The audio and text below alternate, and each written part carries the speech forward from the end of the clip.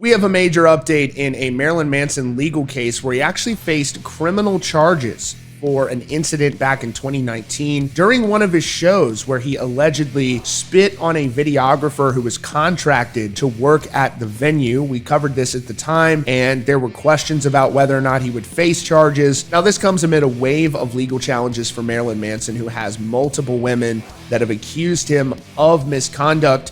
He's involved in a very contentious defamation lawsuit with Evan Rachel Wood and her former partner Ilma Gore. Now, Manson faced a setback when a significant portion of his defamation claims were thrown out by a judge, but he still has a long way to go, including a likely appeal to that decision from the judge. The case very much hasn't been decided on yet and hasn't gone to trial and probably won't for quite some time. Now, earlier this year, we also learned that accuser Ashley Smithline recanted her allegations on Manson. She made a number of national media appearances talking about this subject, and she ultimately said she felt pressured into making allegations against Marilyn Manson that she has now walked back. Now, back in January, we also learned that Esme Bianco and Marilyn Manson have reached a confidential settlement as it pertains to her allegations against the shock rocker.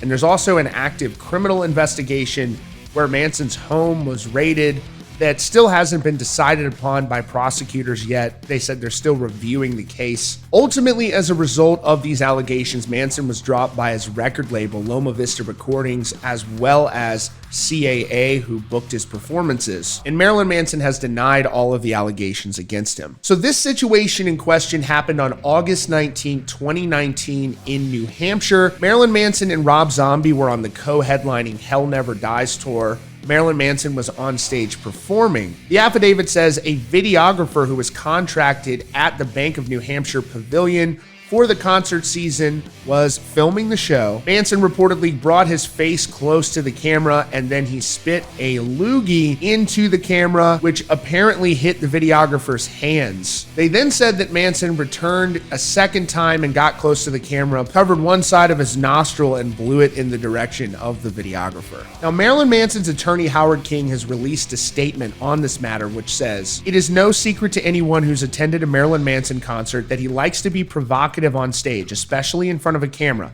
This misdemeanor claim was pursued after we received a demand from a venue videographer for more than $35,000 after a small amount of spit came into contact with her arm. After we asked for evidence of any damages, we never received a reply.